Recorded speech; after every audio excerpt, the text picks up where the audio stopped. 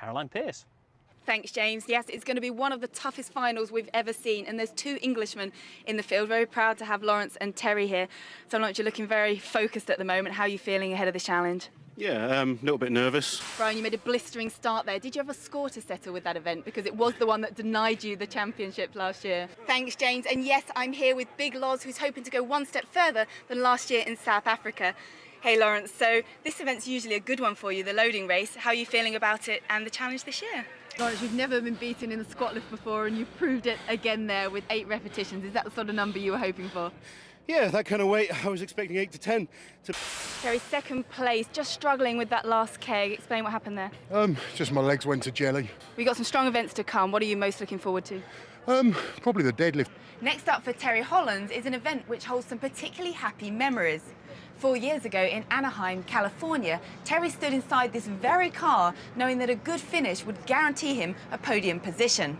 What happened next will stick in the minds of British World's Strongest Man fans for many years to come, as the naturally mild-mannered Mr. Hollins finally showed some emotion. Terry, 14.19 seconds, that is fast. Was it as easy as you made it look? Yeah, I mean, it felt really comfortable. I got the balance point right straight away, which really helped. And it's all about stabilising that weight, and is that something that you're particularly good at or you've worked on? It's time to introduce an event that caused all sorts of problems last year for our athletes in South Africa. These metal blocks need to be hoisted off the ground and pressed overhead. And the complicating factor, if there need be one, is they get progressively heavier, larger and harder for our athletes to handle. Now they're going to start over this end with 110 kilograms, that's 17.5 stones, and work their way all the way up to this beauty, 150 kilograms, that's a whopping 23.5 stones. Now Bill, these weights wouldn't pose too much of a problem for athletes normally, so what's the challenge here? Those kegs were flying sky high. It was 19.42 seconds. Do you think we need a higher bar for you next time?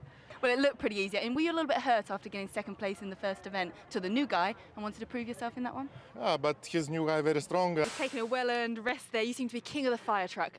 I don't know if I'm king of the fire truck, but, I'll take a first place when I can get it.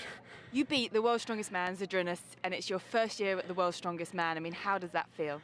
Zadrunas, another world record. Congratulations. But that's the first time we've seen you work quite that hard, I think. How difficult was it? Coming up next is the log lift, which is a very strong event for you. You have another world record there. How are you feeling about the defence of your title?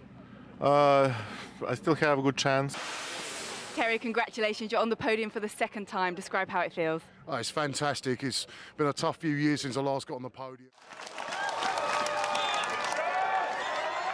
Brian, that was absolutely incredible. I've never seen anyone do it that fast. And the emotion to win your first World's Strongest Man. Tell us about it. Honestly, it's a great feeling.